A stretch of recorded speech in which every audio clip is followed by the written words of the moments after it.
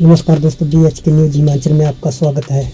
प्रतिभासियों ने आनंद शर्मा को बताया हाइड्रोकोर कांग्रेसी, बोली हिमाचल के सभी चुनाव क्षेत्रों में करेंगे प्रचार, पार्टी को बताया एकजुट। हिमाचल कांग्रेस प्रदेश अध्यक्ष प्रतिभासियों ने कहा कि आनंद शर्मा हाइड्रोकोर कांग्रेस लीडर है। उन्होंने माना कि स्टेट द्वारा कुछ इशू जो आनंद शर्मा के ध्यान में लाने आवश्यक थे वह नहीं लाए गए।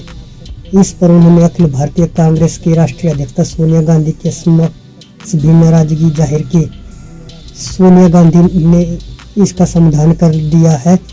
प्रतिभासियों ने दावा किया है कि आनंद शर्मा की नाराजगी दूर कर ली गई है। आनंद शर्मा पहले की तरह इस बार भी विधानसभा चुनाव के प्रदेश के सभी हलकों में जाकर कांग्रेस प्रत्याशियों के पक्ष में प्रचार करेंगे। उन्होंने कांग्रेस की गुटबाजी की खबरों को सिरे से नकारते हुए कहा कि कांग्रेस ने पूरे प्रदेश में जाकर कार्यक्रम किए हैं। उन्होंने कहा कि हर मंच पर कांग्रेसी नेता एकजुट नजर आए। उन्होंने कहा कि कांग्रेस एकजुट होकर भाजपा को सत्ता से उखाड़ फेंकेगी।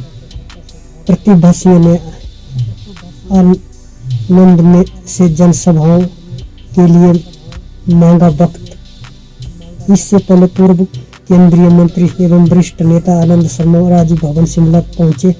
यहाँ उन्होंने कांग्रेस प्रदेश अध्यक्ष प्रतिभासियों से शिष्टाचार भेंट की और गिले शिकवे दूर किए। प्रतिभासियों ने आनंद शर्मा से आग्रह किया कि अपने व्यस्त समय से प्रदेश जनसभाओं के लिए कुछ समय निकालें, इससे कांग्रेस को लाभ मिलेगा।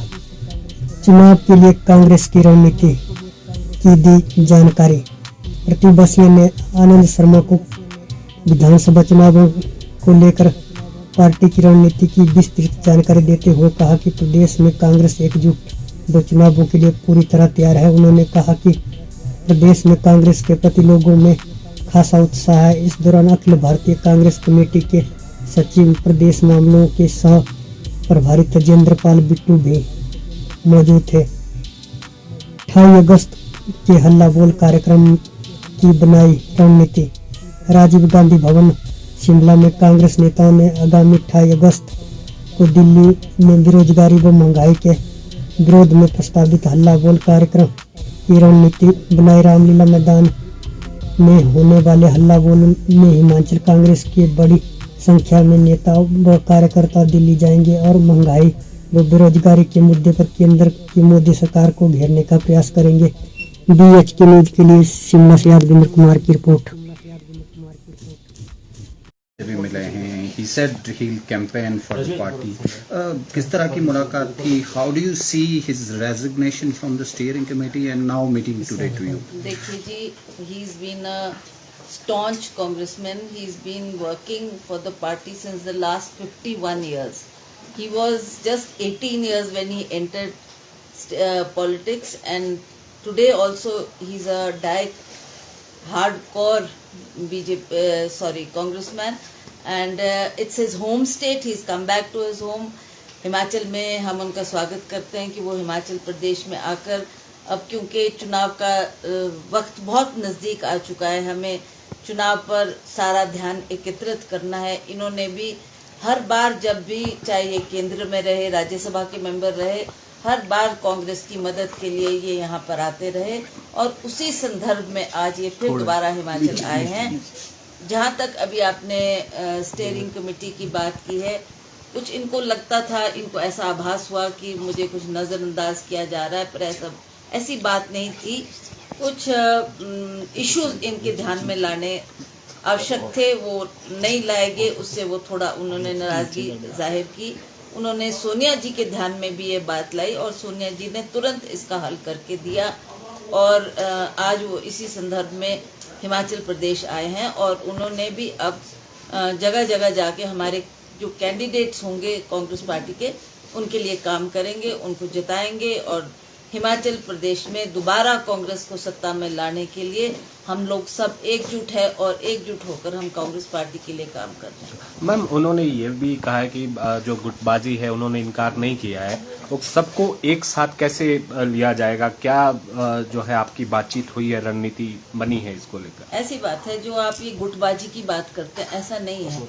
अब मैंने कई बार ये बात प्रेस के सामने भी कही है, हर फोरम पे भी कही है, हर स्टेज पे भी कही है कि ठीक है, जो भी हम लोग जिन जिन को जिम्मेवारियों को हमको दिया गया है, हम ये प्रयास करते हैं कि हम हर मीटिंग में, हर स्टेज में इकट्ठे हों।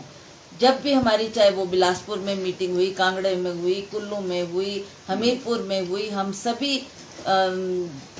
जो पदाधिकारी है वो उस मंच पर हम लोग एकत्रित थे और हमने एक आवाज में एक दूसरे के हाथ पकड़ते हुए हमने ये लोगों को दर्शाया कि हमारे बीच में कोई मतभेद नहीं है। हम लोग सब इकट्ठे होकर इस चुनाव की तैयारी में जुटे हैं और कांग्रेस को दोबारा सत्ता में आने के लिए हम लोग इस काम को भरपूर श्रद्धा के साथ और भरपूर जोश के साथ हम लोगों के बीच में मैदान पर जाकर दोबारा कांग्रेस को लाने के लिए काम कर रहे हैं। मैम, प्रदेश में अभी बारिश से हालात जो है ठीक नहीं, नुकसान काफी ज्यादा हुआ। आप किस तरह से देख रहे हैं कि सरकार किस तरह की मदद पहुंचा रही है, लेकिन अलग अलग जगहों पर रोड्स काफी दिनों से बंद है, बिजली पानी की व्यवस्था भी जो है सुचारू नहीं हो पाई है?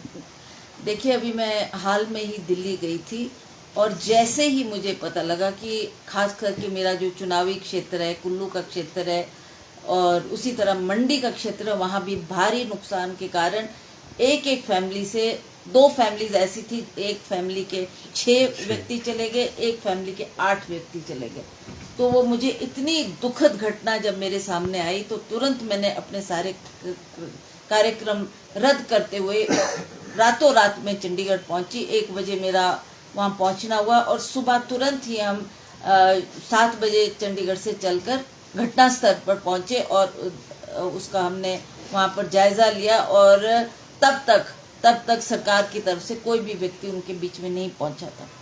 हाँ ठीक है, उनके एडमिनिस्ट्रेशन के लोग, चाहे वो डिप्टी कमिश्नर था, एसडीएम को उन्होंने भेजा होगा कि आप जाओ और जायजा लेकर आओ और हमें रिपोर्ट बताओ।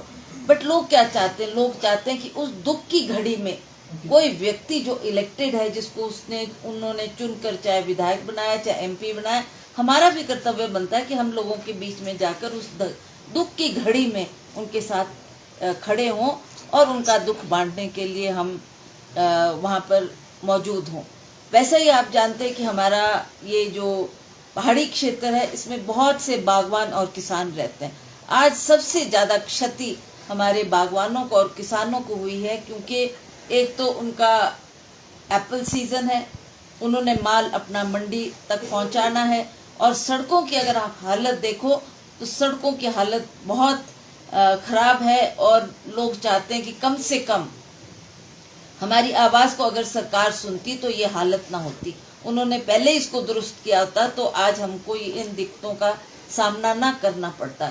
तो आज चाहे बागवान है, किसान है, वो आप देखें जगह जगह लाशें गिर रहे हैं, जगह जगह सड़क टूट रही है और वो अपना माल मंडी तक नहीं पहुंचा पा रहे। तो इस बात का बहुत रोष है लोगों के दिल में और वो इस बात को व्यक्त करने बार बार माननीय मुख्यमंत्री के सामने भी गए, पर मुख्यमंत्री ने, मुझे नहीं लगता उसके ऊपर ज़्यादा गौर किया है या कोई प्रशासन को आदेश दिए हैं कि आप जाकर तुरंत इन कामों का समाधान करके निकालें। हमसे जुड़े रहने के लिए हमारे YouTube चैनल को सब्सक्राइब करें और नई वीडियो की नोटिफिकेशन के लिए बेल आइकॉन को दबाएं। अगर आप ये वीडियो Facebook पर देख रहे हैं तो लाइक जरूर करें और ज्यादा से ज्यादा शेयर